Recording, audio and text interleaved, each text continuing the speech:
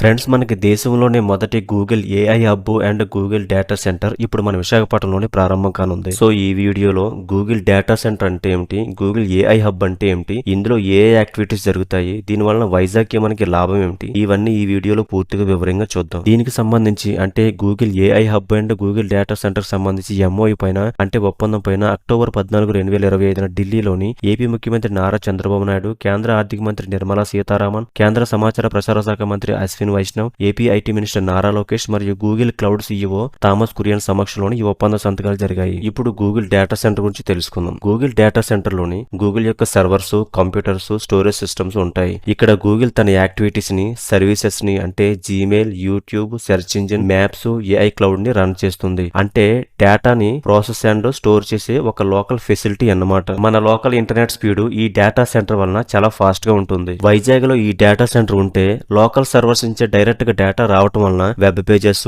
Gmail, Google search, videos, apps, maps ఇలాంటివన్నీ చాలా fast గా లోడ్ అవుతాయి. ఈ లోకల్ సర్వర్స్ వలన యూజర్స్ కి internet speed, service reliability improve అవుతుంది. సో ఈ ఆన్లైన్ ట్రాఫిక్ ని, వీడియో స్ట్రీమింగ్స్ ని లోకల్ డేటా సెంటర్ నుంచే హ్యాండిల్ చేస్తుంది. సో పెద్ద పెద్ద టెక్ కంపెనీస్ తమ సర్వీసుల్ని ఇంటర్నెట్ లో స్మూత్ గా ఇవ్వడానికి ఈ డేటా సెంటర్ అనేది చాలా పెద్ద హెల్ప్ అవుతుంది. సో ఈ కారణంగా పెద్ద పెద్ద టెక్ కంపెనీస్ విశాఖపట్నం రావడానికి మరియు విశాఖపట్నంలో పెట్టుబడి పెట్టడానికి ఇంట్రెస్ట్ చూపుతాయి. ఇప్పుడు గూగుల్ ఏఐ హబ్ గురించి మాట్లాడుకుందాం. ఏఐ అంటే ఆర్టిఫిషియల్ ఇంటెలిజెన్స్, అంటే మానవ మేధస్సు లాంటి ఆలోచన చేసే కంప్యూటర్ సిస్టమ్. ఏఐ హబ్ అంటే ఆర్టిఫిషియల్ ఇంటెలిజెన్స్ కి సంబంధించి అన్ని పరిశోధనలు, అభివృద్ధి మరియు ట్రైనింగ్ ప్రోగ్రాంలు జరిగే కేంద్రము. ఇక్కడ కొత్త ఏఐ టెక్నాలజీలని, మెషిన్ లెర్నింగ్ ప్రాజెక్టులని మరియు స్మార్ట్ సొల్యూషన్స్ ని డెవలప్ చేస్తారు. సో సింపుల్ గా చెప్పాలంటే కొత్త రకాల chat boards, voice assistants, face recognition, data models వంటి వాటిని అభివృద్ధి చేస్తారు. అలాగే హెల్త్, అగ్రికల్చర్, ఎడ్యుకేషన్ వంటి రంగాల్లోని ఏఐ సొల్యూషన్స్ ని రూపొందిస్తారు. డేటా ద్వారా